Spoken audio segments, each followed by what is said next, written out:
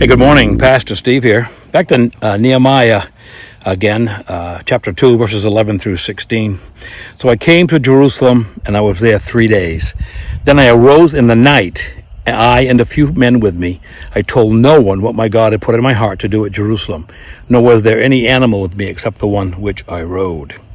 And I went out by night through the valley gate to the serpent well and the refuse gate, and viewed the walls of Jerusalem which were broken down, its gates which were burned with fire. Then I went on to the fountain gate and the king's pool, but there was no room for any animal under me to pass. So I went up in the night by the valley and viewed the wall. Then I turned back and entered by the valley gate, and so returned. And the officials did not know where I had gone or what I had done. I had not yet told the Jews, the priests, the nobles, and the officials, or any of the others who did the work. That's a good Bible principle here, if you want to look for it. I look at Luke 14:25. And then there went great multitudes with him, and he turned and said unto them, If any man come to me, and hate not his father and his mother and his wife and his children and his brethren and sisters, yea, and his own life also, he can't be my disciple. And whoever doesn't bear his cross and come after me cannot be my disciple. For which of you, intending to build a tower, sitteth not down first and counteth the cost, whether he has sufficient to finish it?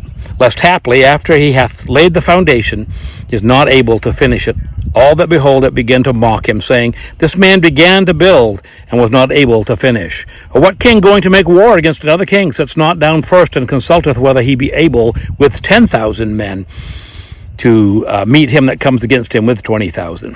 Nehemiah knows that the task is one that needs preparation and thought. He needed to know what the cost would be in terms of labor and logistics, didn't he? When we come to Christ, there's a cost as well. Oh, salvation is free. Don't get me wrong. Jesus paid it all to him I owe. But when one comes, there's not always acceptance with those around. Salvation is free, but there is a price for following Jesus. It was Dietrich Bonhoeffer who said, when Jesus calls a man, he bids him come and die. There's a cost of laying down our plans, our comfort level, even in order to follow the path of discipleship. George Gallup, the pollster, contends that fewer than 10% of evangelical Christians could be called deeply committed. Most of those who profess Christianity don't know basic teachings, don't act differently because of their Christian experience. George Barna found that about half, 46% of evangelicals, read their Bible only once a week or not at all. Someone said to truly follow Jesus, we must consider the cost and put him above everything else. That something can be free and costly seems like a contradiction, doesn't it? Reminds me of a story. This old farmer went to town. Well, there he saw a man offering airplane rides in an old biplane. $10. That was a lot of money. And he'd never been really keen on flying. He thought, it's worth the try. I can see my property from the air. He was a little bit unsure, but off they went. When they landed, the pilot said, well, how did you like it?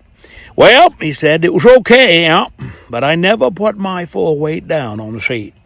Really, following Jesus is simply putting your whole weight down and saying, forsaking all, I trust you. You ponder that. Pastor Steve.